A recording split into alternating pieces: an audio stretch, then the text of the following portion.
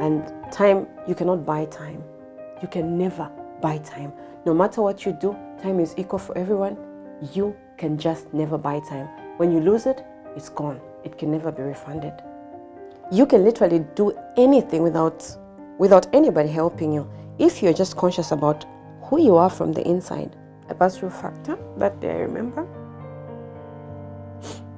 I got some Panadols. I don't know how many I popped in myself. I tried to commit suicide, it didn't work. So we fired, he was like, thank you very much. People don't realize you have to be in problems for you to realize who you are. Adversity introduces a man to himself. If you are never going to be in problems, you will never understand how strong you are, and you will never understand who you can become. Never. So people who are looking for a soft life, I really feel sorry for you. Like really, I feel sorry for you if you're looking for a soft life, because you don't learn anything and you will never become anything great if you're never tested. That's just life.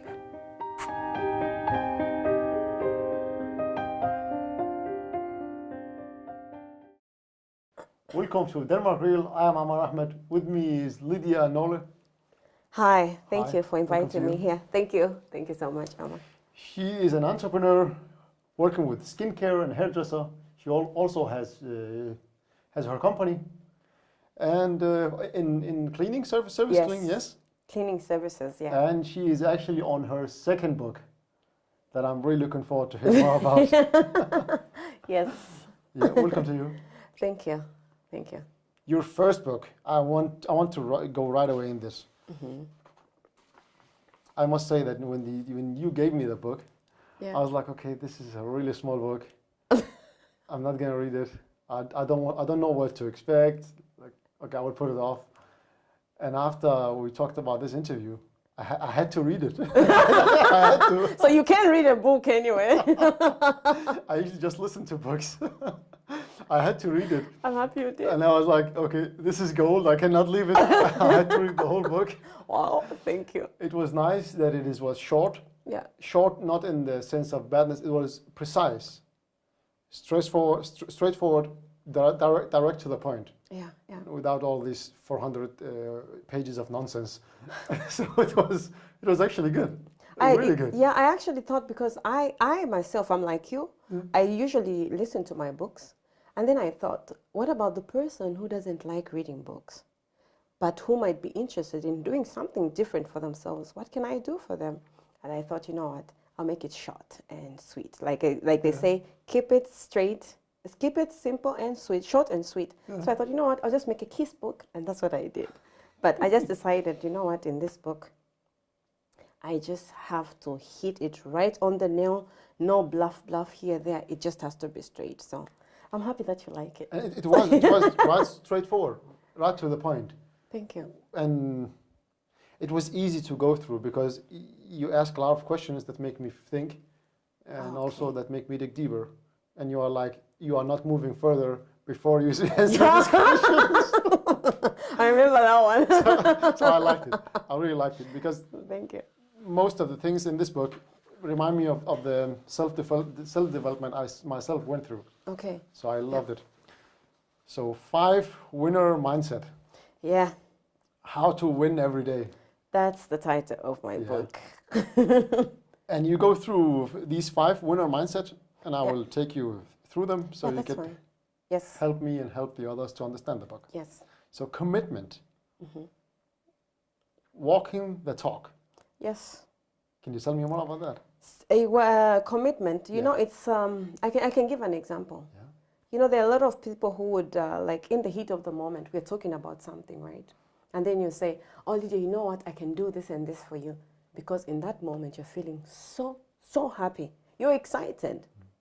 And then you make a commitment to say you will do this for me. And after 2-3 days, maybe you and me have a fight, or maybe we don't see each other, and then you don't do what you say you will do.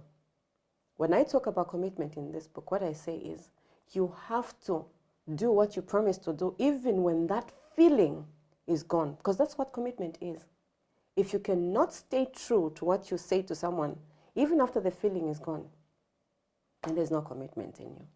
That's amazing. So, thank you. I will go directly to the next, discipline. Yeah. Say no to things that doesn't get you a yes. Yeah. And on the issue of discipline, I think for me, it's going to be a lifelong journey. I even write in my book, I said, I'm still fighting with this. Yeah.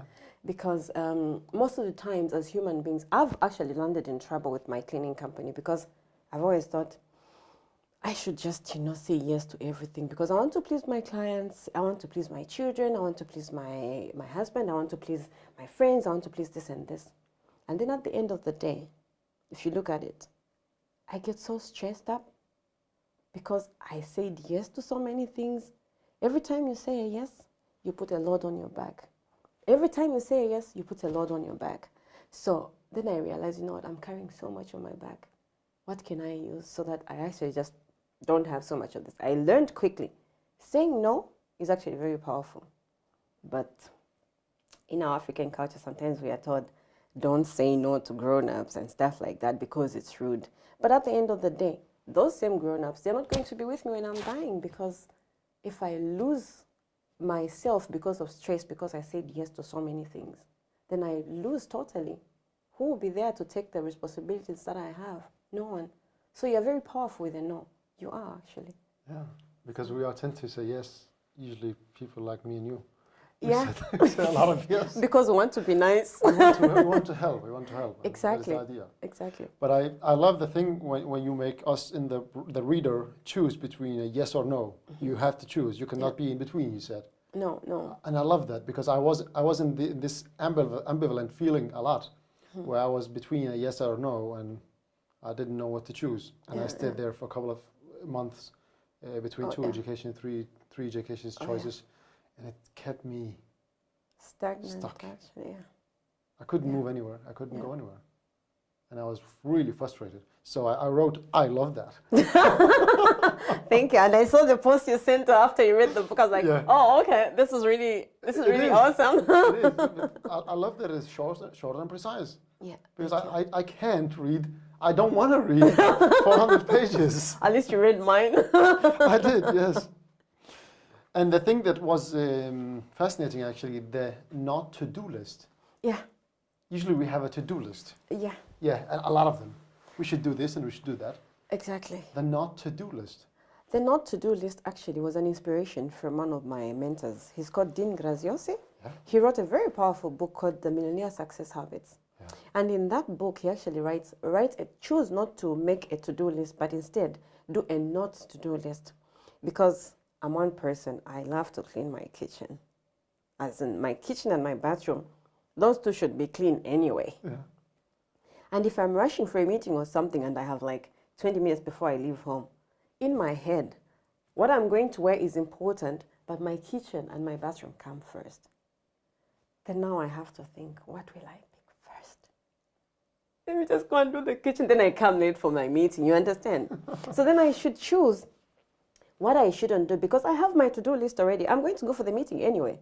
But there are a lot of things that are holding me back that are actually going to cause me not to get to my goal. So then what do? I have to make a not to-do list because then I know the red zone is here when you start doing these things that you shouldn't do. So a not to-do list will always help you to focus on what you have to do because then you know when I go this way, I'm going to waste my time.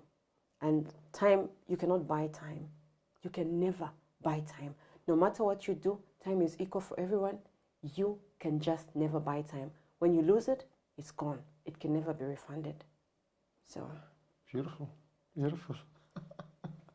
I have an Arabian philosopher in his 70s now, I think. Yeah. He said that there's many doors to success. No, there's thousands of doors to success. Yeah. But there's one key: discipline. Mm-hmm. Oh yeah. Yeah. It was beautiful. Yeah. I'm still fighting with it, but I'm trying to stay on course. So it is just an ongoing fight, For me, it's still an ongoing fight, because every time, I'm a mother of 3 and my children are growing. So every time we try and install some kind of discipline, something else comes and we have to change and something else comes. My mood goes up, comes down. So we really have to, I think this issue for me, I'll keep fighting it until I don't know, But I'm trying to stay on course. It's not easy, but it's something worth trying. It is. Yeah. But you said also we have to celebrate our wins in your book. Yes. Because at the end of the day, if you don't celebrate what you're doing, you'll never realize. You see, there are thousands or even millions of people who are always thinking, I have to do this, I have to do this, I have to do this. And they never come to a point where they just go like, oh, I did good. You know what?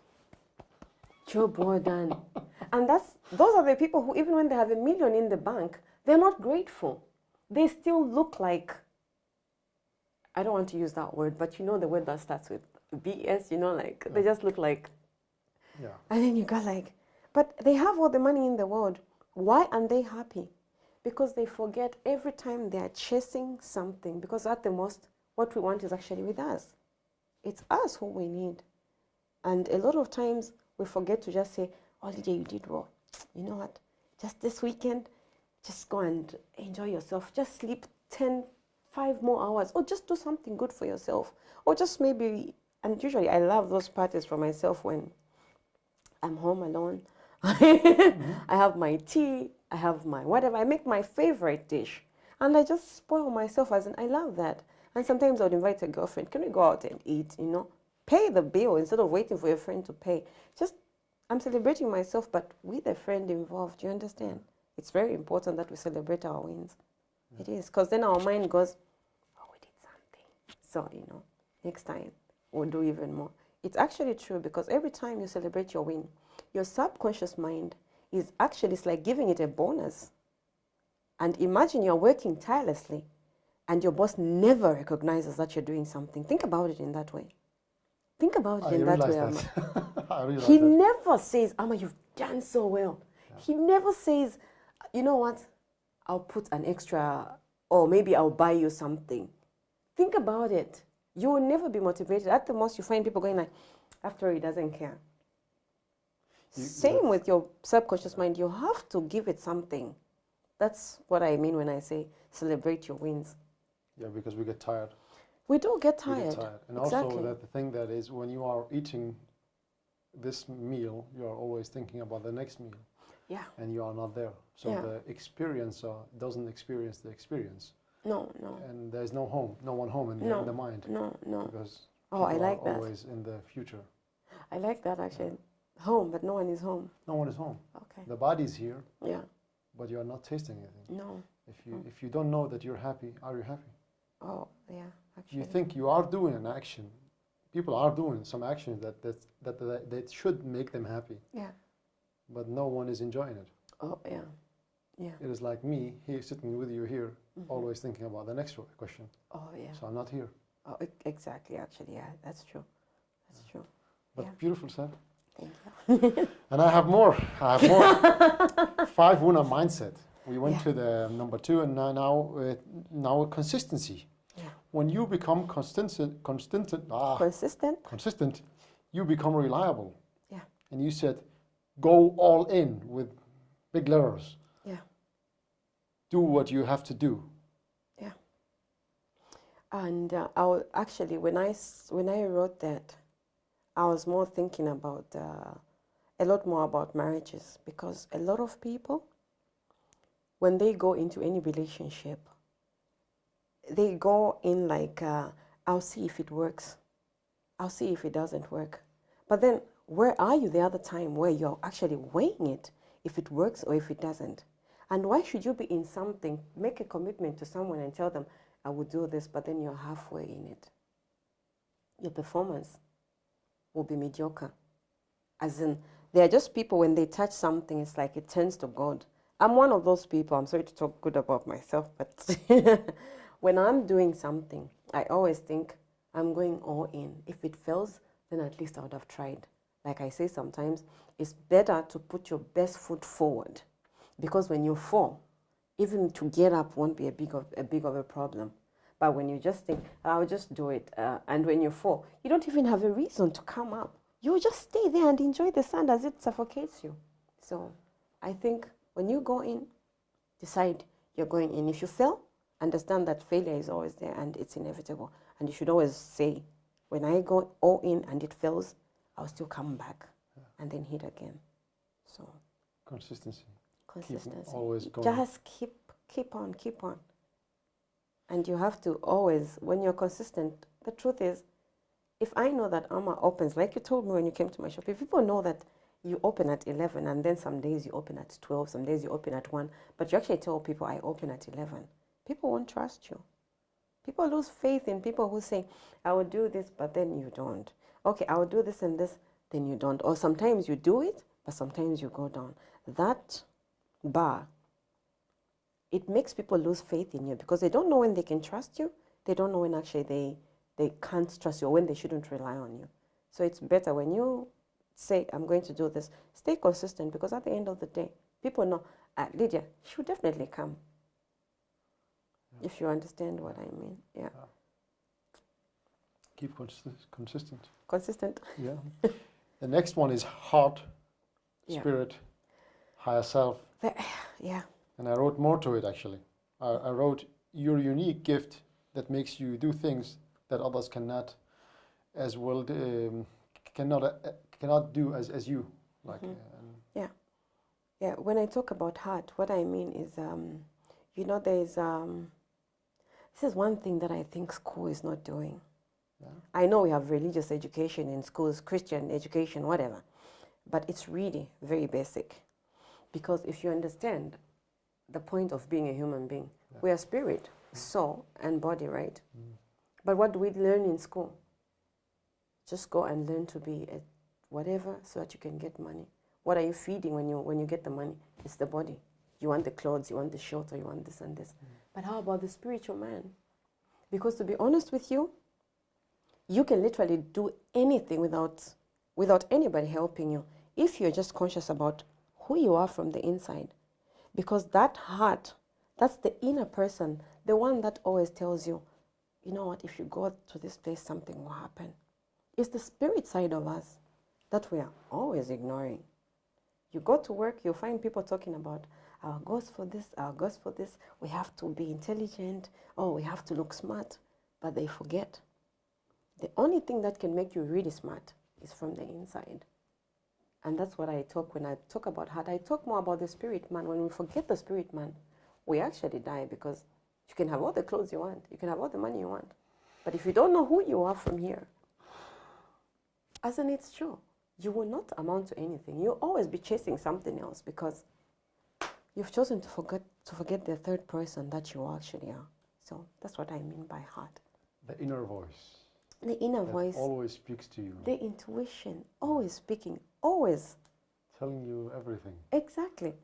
But we think we need another teacher. Like we were talking earlier, we need another teacher to teach us what to do. Like fish, you can't teach a fish to swim. Same, nobody should actually tell you what your purpose is. It's already inside, you were born with it. But it's just, when we forget the spirit man, then we forget who we are. Basically, that's what I mean there. Yeah. Yeah. Amazing. I cannot argue with that. It's beautiful put. Yeah. Faith. Yeah. Faith. This is and substance. you defined it as 3 words. Yeah. How did I put it there? Because I have you so many descriptions for it. Truth. What others think about you doesn't matter. Nope. It is not at all. your dream. Yes. And we could take that first. Okay. There are a lot of people who would say, I can't do this because people don't like it. But at the end of the day, who told you that they don't like it? Have you actually asked them? Or maybe you only asked your brother and he told you, you're so sloppy, you cannot do anything. Then you leave it there. Yeah. But at the end of the day, anything that comes to your dream, especially when you're sleeping, and especially when you're just in your moment of quietness, especially in the morning, there we get a lot of things going on in our minds. I don't know if you can actually track back. When you wake up in the morning, there's always this, if you're a person living in your purpose, that is, but otherwise the other side, you don't want to wake up when the alarm goes on. But this is the thing. When you get up in the morning, there's always this thing that talks to you. Like, this day is going to be great. But it's what you decide to do later on that actually makes you not to achieve whatever it is you wanted to achieve. Literally. we get everything that we want when we wake up in the morning. It's like food. We already have the food from our minds, but we don't follow up. We don't write it down when we wake up. So we get to lose most of the times as human beings. So. Yeah, because I wrote a little quote I just made from a couple of months ago, that our minds is like a tree that fruits. Yeah. That we should collect the fruits before the season is over. Oh, awesome. Because when it is over, the seeds or the fruits are useless. Yeah, of course. They become useless. Yeah. I wrote it another way. I cannot remember it. It's actually true, because this is also a bit scientific, and much as we don't want to understand that nature is good to us, if you notice the fruits that we have every season, those are the ones, if you eat them a lot, you don't get the sicknesses that everybody else gets. So I love that analogy. Because, and also, as I think Emerson said, nature magically suits the person to his fortunes by making them the fruits of his character. Oh, yeah. That means that everything you are and everything is around you is who you. It comes from you, and then that nature suits things and changes things to you. Yeah, to suit you. Yeah, of course. Yeah, it's amazing. It's actually people just pop up. People just meet, and now we're here. And that is the idea. We just find these people that suits us. Exactly. That says something that could help us, or that the one that gives me the book. Yeah. And I could read it and enjoy it. That's the idea. Life gives you lime, make lemon of it. Yeah, exactly. Yeah. Exactly. It's true. I think everything we need in life, it's there, and when we choose to actually use it, I think we always get the best out of it. Because you and me could be faced with maybe an accident. It's how you would take it that will determine what you become out of it, and who you are from the inside. So. Yeah. Yeah. Precisely. Because you have always a choice. It's true. Yeah. It's true. And mostly it is our thoughts that ruin the image. Yeah. I ask people a lot actually about, imagine that there is a factory and there's it smokes. And I say to people, what do you see? And they say, right away, I see smoke and it is dark and I can see CO2 and global warming. I said, easy. Where does it say CO2? Where does it say global warming? Oh. Look at the smoke. Yeah. Okay. Oh, yeah. Because we have a lot of ideas in our minds that no one of us, regular people, checked it. I'm not a scientist, so I didn't check it. Oh, okay. I didn't confirm it myself. No. I just read it and took it in, accepted it as it is. Yeah. And that could be. Yeah, it's actually true. It's a choice how you translate anything actually in life. Yeah.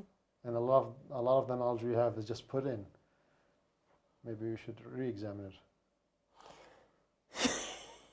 Yeah, if we take the spiritual side of ourselves, as in really, because I would always fall back to that point which I say, if we don't as human beings realize that there's this part of us that is always speaking from the inside, we'll never amount to anything. And we'll always be worried about even simple things, because if some people, when they see me with what I have, like the circumstances that are surrounding me right now, they go like, why are you so happy when you're actually in trouble? And it's a choice to be happy. I deserve to be happy, as in I have it on my mirror in my home, in my bathroom. I deserve to be happy. Why not? It's a choice. And it doesn't matter. No. It only changes your day. If you're happy, you will have a good day. Exactly. And if you're sad, you will have a terrible day. Yeah. It doesn't matter. You can just choose. You are not taking something from anyone or giving something to anyone. It's just you. And when I realized that, I just understood that I should be happy. Yeah. I want to be happy. It's cheap to be happy, huh? It doesn't cost anyone anything. It is. It's actually very good. And you know it because you are smiling all the time. I know that. You're happy all the time. Yeah. Are you sure? I am. Because you radiate that. Yeah. Yes, everybody has struggles, right? Yeah, of course.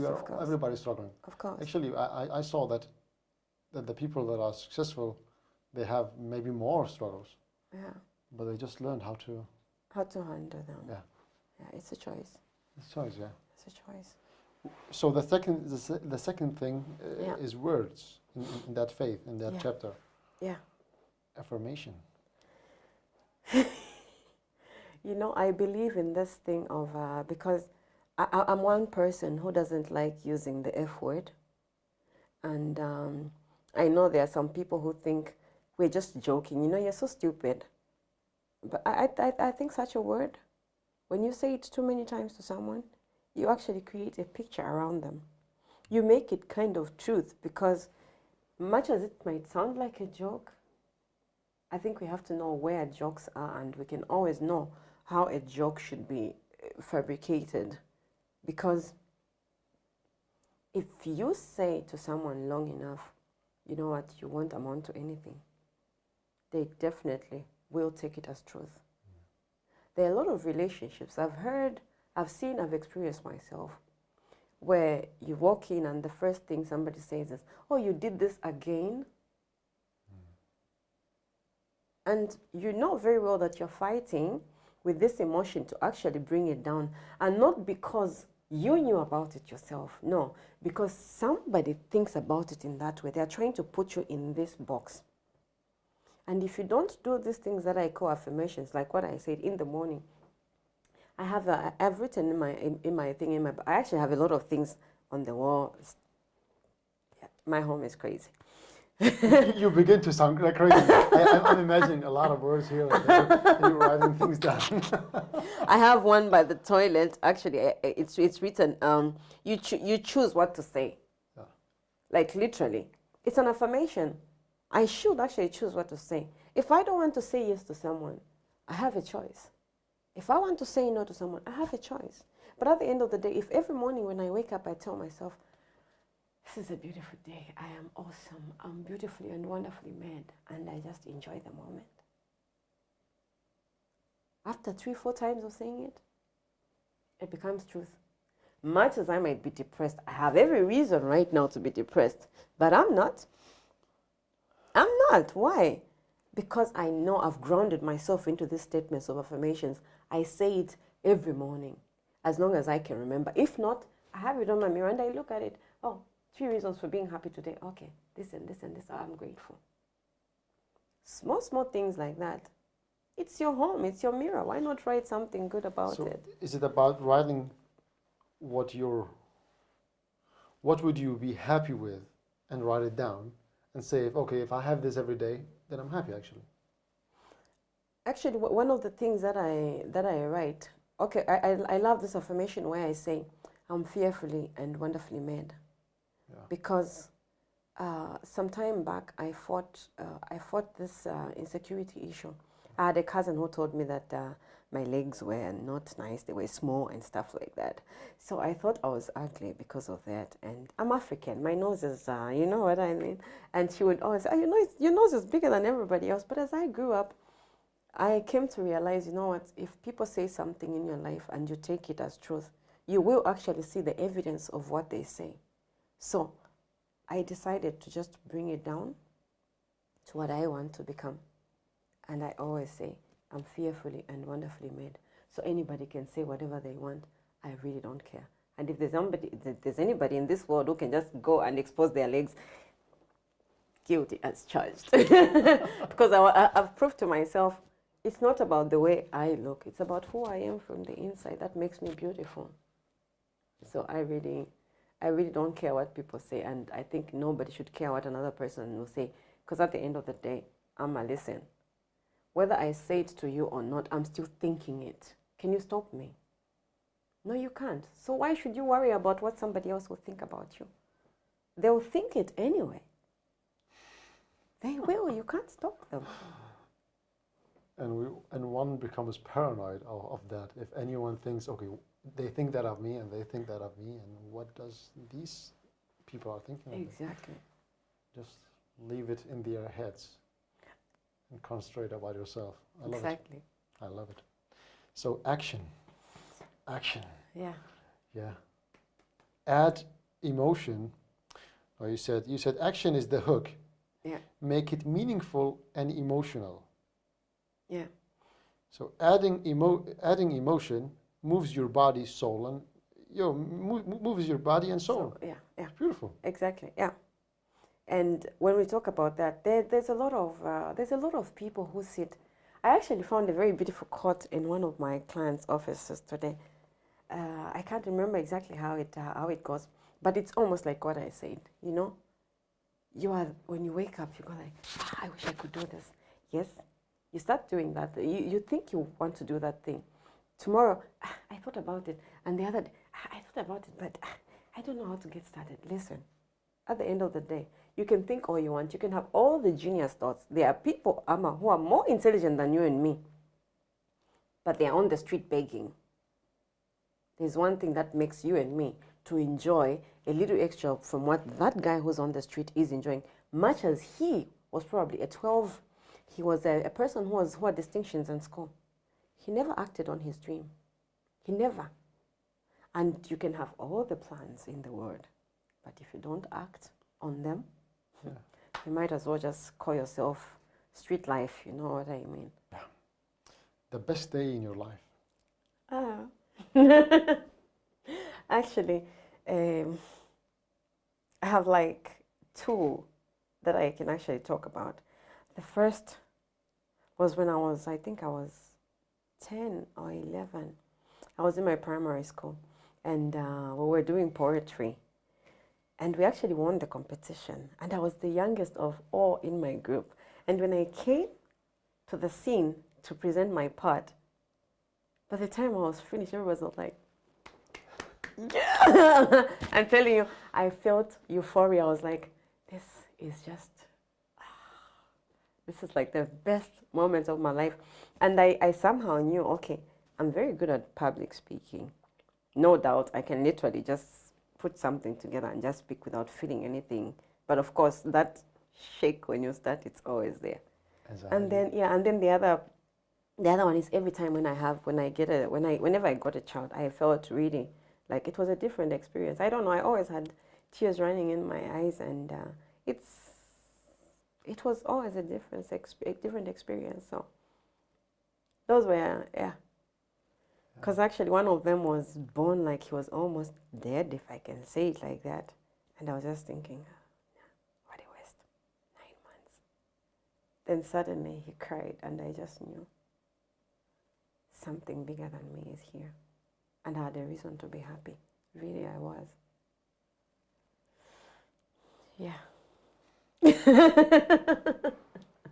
have nothing to say. Those were really, they were joyful moments for me. Very. Very. It must feel really, really tough to see your child there, and just life comes into him. Because if I tell you the way that doctor came in when they heard there's a situation, the doctor comes in. Because I had just decided, you know what, it's either the baby dies or I die, I don't care, just do what you have to do. Then they made me, get the baby, they helped me to get the baby out of my stomach. And then he was quiet, it was really like gray, blue. Then this doctor comes, he literally shakes my hand, I was like, are you aware of the emergency? Let me see. Then later on, after I think a few seconds, he went, touched him on the head, and there he was. He cried. It was really like, oh, yeah. I can see. Oh, yeah. Yeah. I can see it in your eyes. You're yeah. Happy, It was like you had lost something. And then suddenly, from nowhere, you just find it. I don't know how to explain that. If people believe in miracles, that was a miracle for me. Yeah. It was. It was. Yeah. Yeah. Yeah. So if I was a genie, what would you ask for? Oh my God. What would you ask for? Oh. What would I ask for if you were a genie? That's a very big question. You're aware of that? Try.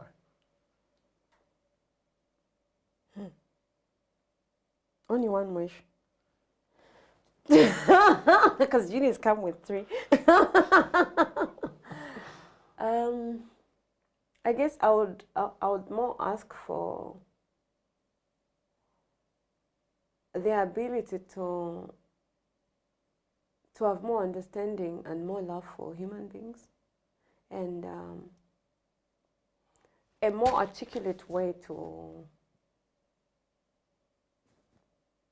a more articulate, not even articulate, a way where I could be easily understood by people, because sometimes I feel I have this burden where I want to show people that they're underperforming themselves.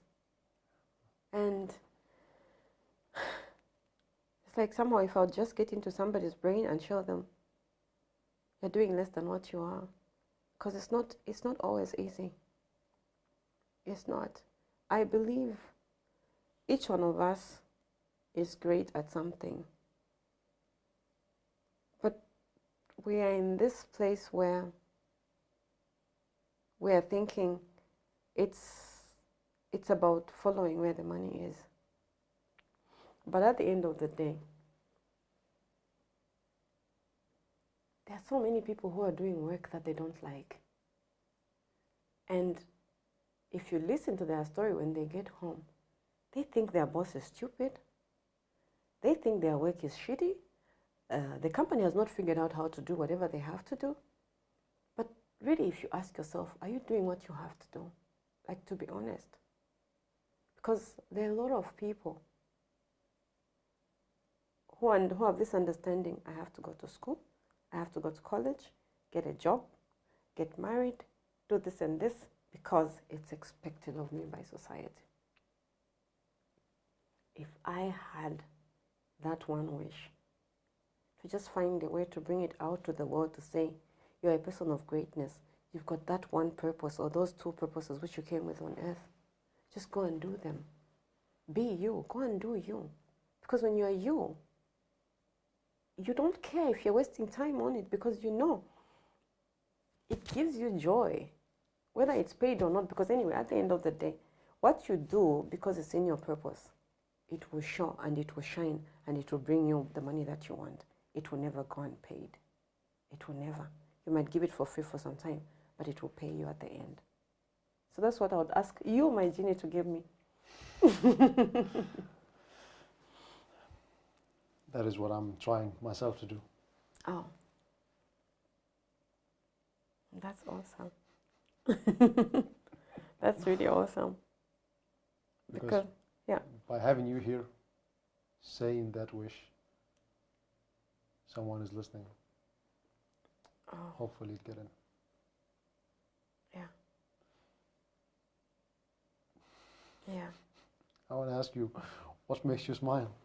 Oh, and I know I said you, and I got you. I was like, oh, that's like, yeah, you know,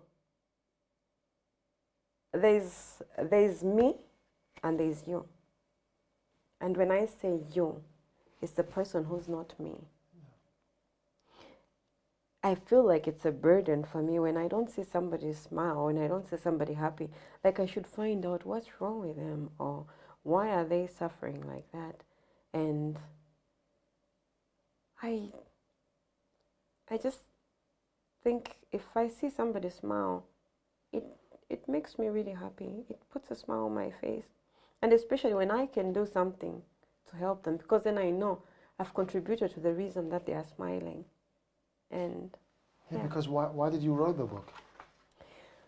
I wanted to actually help people to understand that to have the life that you want, it's not very difficult, but it needs you to be there. You can say it's simple, but at the end of the day, you have to do it every day, and that is where it becomes hard. And I wrote that book especially with the thinking that there's an exercise at the end of it, because I actually want you to sit in it and see, okay, this is actually very serious. It's about me. Because if you hear the way I talk, I think there's this, I don't want you to read a book. I want you to feel I'm actually there with you, trying to make you see, look, if you skip this step, you're not going anywhere. And don't do this before you go to the next step, because I really need you to be here. So I wrote this book because I know there are a lot of people who don't want to read books. In Denmark, it's easy probably for people to read that. But also, if you look at the way it's fashioned, those exercises that I put, I literally say, write it down. That book, one of the reasons why I wrote it was, I hope it's okay that I cry on the screen. You have to be yourself. Denmark real. Okay. In 2015, Yeah. in 2015, I was working for the Communa. You know, I came all the way from Africa as a teacher, and I had a very good job, literally almost getting paid like almost what I was getting as a cleaning person here. And where I come from, a cleaning job is a very it's for the minority people, as in the lower class and stuff like that. So when I got here, I noticed, okay, this is what I'm going to do. And the people that I was surrounded with, or anyway, the people who had been here for some time, is like the ones I got to have in my circle. They took it. It's very all right to just be a cleaning person, as in, why not? So I took that as my job, even after I was qualified as a international sales and marketing person. I could literally have looked for a job, but I just thought, you know what, I'm black, and this is Denmark. My Danish is not so good, and let me just do what everybody else is doing. And I forgot who I am. And with time, I started allowing myself to say yes to a lot of things that were just not even necessary for my life. And that's where that part of learn to say no comes in. And with time, I got a new boss who insisted. The other one that I had, she was very flexible. No, you can come at this time because I know you've got children, and you can come this time and then knock off when you finish. It's fine until your children go up to maybe 5 years. But when she stopped, the other one who came, no, you have to be at this time. That conflict she gave me, I think it was a very big gift she gave me. It frustrated me so much, to a point where I was feeling, who does she think she is? This is where I come in with what I was saying. She has no reason being my boss behaving like this. And I literally cursed her every time I walked in. When she called me, I would just think, this be whatever. I don't want her in my life. And then one day, as I was working, I don't know what came to my mind. I just asked myself, Lydia, really, is this what you want? Is this really who you have to be? After all that you've been at home, like, I was a teacher, yeah? My life was going on good. And then suddenly, I should just be fighting with a mop and a bucket. I couldn't find my way out. And one particular evening,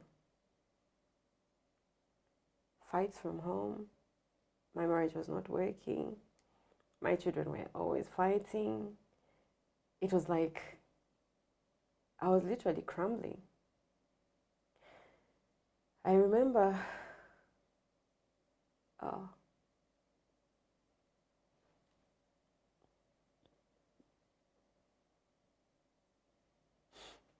it like yesterday.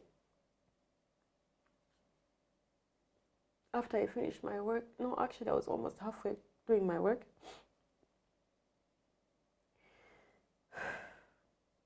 I was trying to listen to music. I was really so depressed. Like, everything was dark. I was thinking, can't I just go back home and live my life? Started from where I left it off. But then you just can't live with oh, sorry. You just can't live with you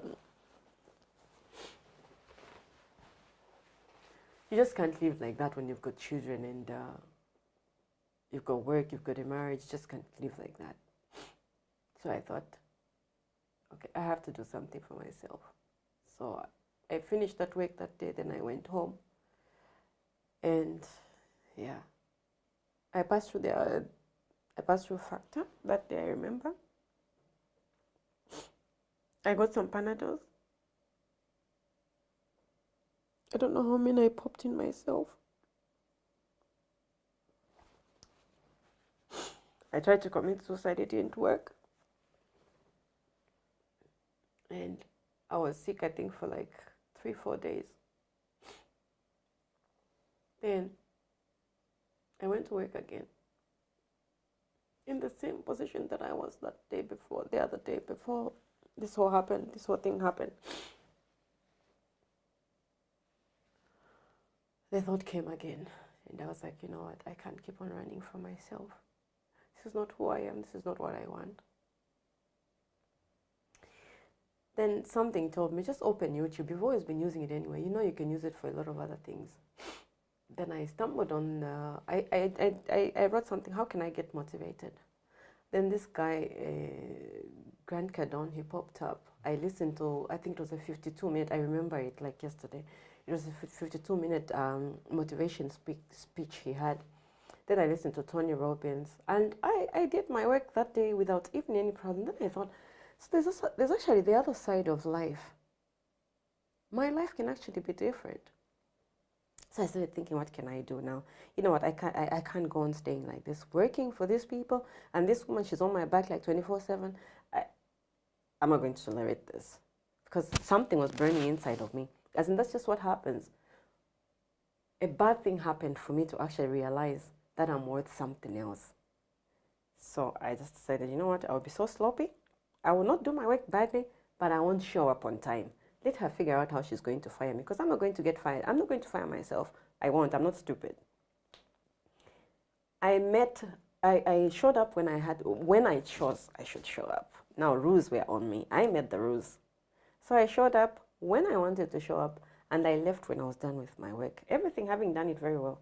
So she was waiting for me one time, and she asked me, you've come an hour late. I was like, yeah, I've got children at home. I just can't show up like anybody else would. I've got 3 young children. And the other boss, she allowed me. You can't. So I'm going to show up when I want. No, you have to give me the keys. You're fired. I was like, no problem. And she asked me on Tuesday, you should come for a meeting. We're going to talk about this. I went, and I was dressed like, I'm going to see the president or something. She was like, are you sure you don't want to reconsider? I said, no. So we fired. He was like, thank you. Thank you very much. And that's how my journey started. I started like, I wanted to do an entrepreneurship thing where I connect Zambia to whatever, doing farm issues. And that went slow. Then my husband asked me if I could take over the cleaning company, and it just shot up like that, like from almost 2-3 clients to just, I don't know how many they were. And later on, I realized, okay, this is really good. And maybe now that I have some money, I could also focus on doing what I really want to do, and that's something with hair and skin. So I started my hair skin business. But my point here is, people don't realize you have to be in problems for you to realize who you are. Adversity introduces a man to himself.